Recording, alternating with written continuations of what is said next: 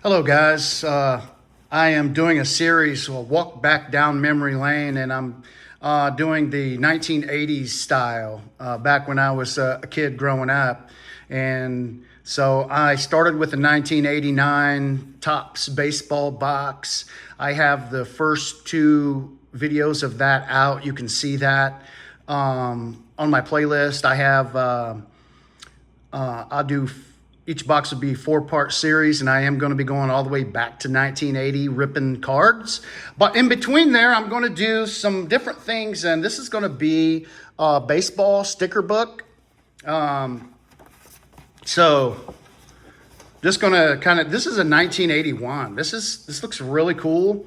It's in really good condition. First edition, 25 cents. So I'll just kind of go through these pitching leaders.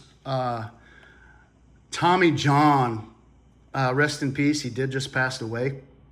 Mike Norris, Rudy May, Steve Stone, Lynn Barker. I first really came across Steve Stone because he was announcing Cubs games.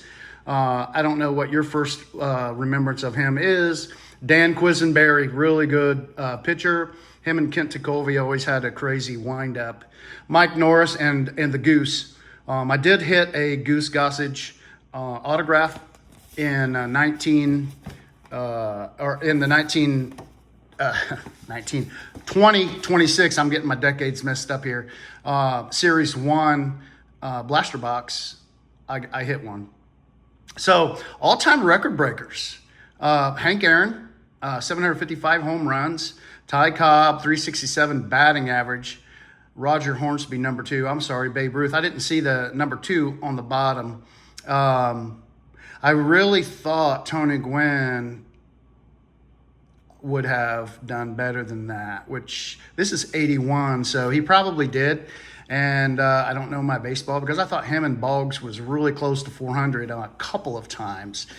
So, gosh, I'm really not that dumb, guys. Forgive me because I'm going back decades, and this 81 is pre Tony Gwynn. Wow. So I am just wow. Shutouts: Walter Johnson, Grover Alexander. Stolen bases: Lou Brock and Billy Hamilton. Hits: Ty Cobb. Yep. This was before Pete Rose broke that, so now it is Pete Rose and Ty Cobb. RBIs: Hank Aaron and Babe Ruth, Walter Johnson and Grover Alexander on the ERA, 300 plus wins. Complete games: Cy Young, 751. Oh my gosh. I mean, in today's society, they're not letting kids pitch very much at all.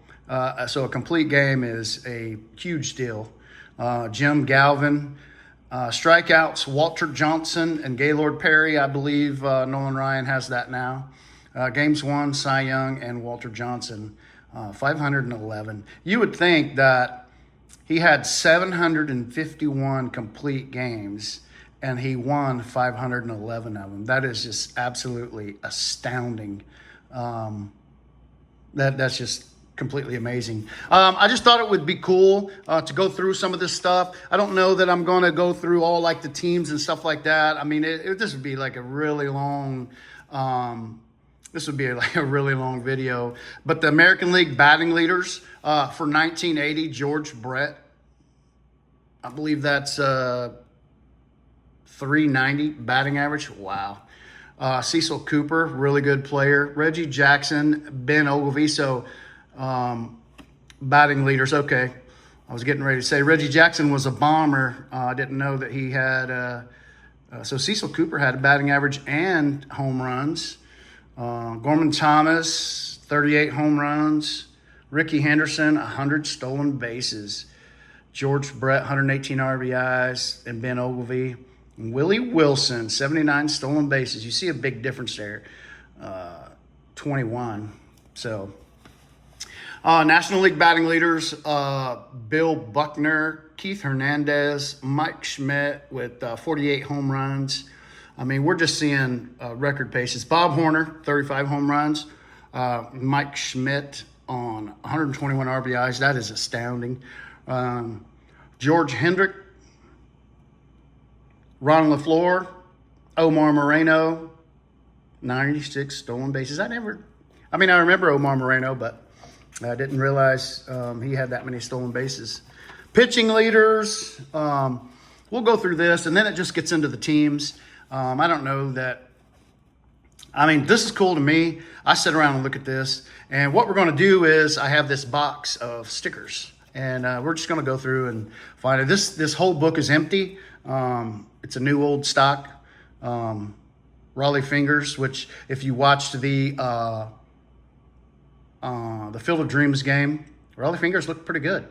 Nolan Ryan, 200 strikeouts. Bruce Sutter, great pitchers. Steve Carlton, Tom Hume, Steve Carlton again, Joe Niekro, and Don Sutton. This is just really cool stuff. I mean, look at the graphics on that. 1981. That's a tough dude. Look at him. He's a tough dude. I mean, really cool stuff. I may do, I'm going to do a couple of these videos. I have this box here. It was sealed whenever it got to me. I did look through it. So there is, I think 100, no, how many packs here? They were only 15 cents per pack. I'm not sure how many are in here, but just looking at this box, I mean, it looks still pretty cool. And it's upside down, of course. Distributed by 1981 Topps Chewing Gum, Duria, PA. Made in Italy. Made in Italy, distributed by those in Pennsylvania. Shout out PA. Here we go. I'm going to do, I don't know, say 5. Let's do 5. 1, 2, 3, 4, 5. We'll do 5 of these, and then I'll get you on your way. But if you like this stuff,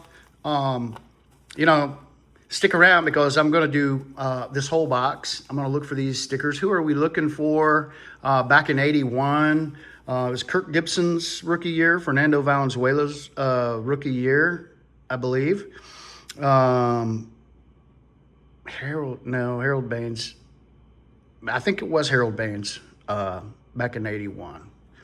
So, yeah. But, obviously we're going to be looking for all the Hall of Famers, all the great players and stuff like that we grew up remembering. This is just really cool stuff. Hopefully these are in good condition. I don't know. I mean, this is sealed, so it's not like flaking open or anything like that. So I'm gonna try to save one of these packs out of here, but see what we can get into. I know I don't know that we're gonna find any in like really good status, but some of these in PSA 10 get fetched big money. Pretty good money. So here we are on our first pack. And right out of the gate, don't look too bad at all. There's no yellowing or anything of that nature. And I can be real honest, I have no idea who this guy is. I couldn't even attempt to know. Danny Darwin. And if you knew that, then you're better than me. And to be honest, I don't think that's discoloration. I think that's actually what the back paper looked like. So that is really cool. Danny Darwin, I don't know. I really do not know. Rich Dodson. I never heard of him. So in 1981, I was 10 years old. So, I mean, I didn't actually do the stickers. I did some baseball cards, and I was just collecting for the picture. I wasn't really, keeping tabs. I was playing baseball, but, and I don't know who this is. I should know this guy, Doug Corbett. But these are really cool, really, really cool. If I might get another sticker album, because that's the only one that I have. I might get another sticker album, and I'll just put stickers in it and maybe try to complete the book. If I can get another one in that good of condition, that's a really good condition book. But I'll do 5, and then I'll do 5 more, and then we'll maybe go through a little bit more of the book. If you like that stuff, let me know. Ron Hassey. Seems like I should know that. Ron Hassey. But if you want me to go through more of the book and just kind of highlight some of that stuff, I like it.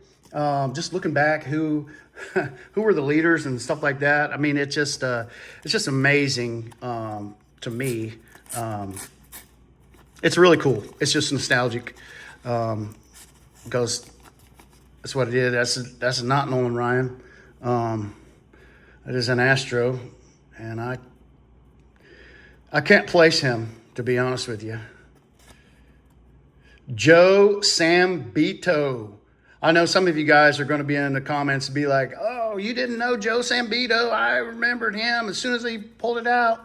Yeah, I didn't. I was chewing bubble gum, walking the streets, hanging out with my buddies, playing backyard baseball. I know we'd play wiffle ball game, and we would mimic, I would mimic Willie Stargell and flip my bat around and stuff like that. So Shane Raleigh. And you can see all of these have that same color, but the front of them are still white. So really good. This one's off center a little bit, and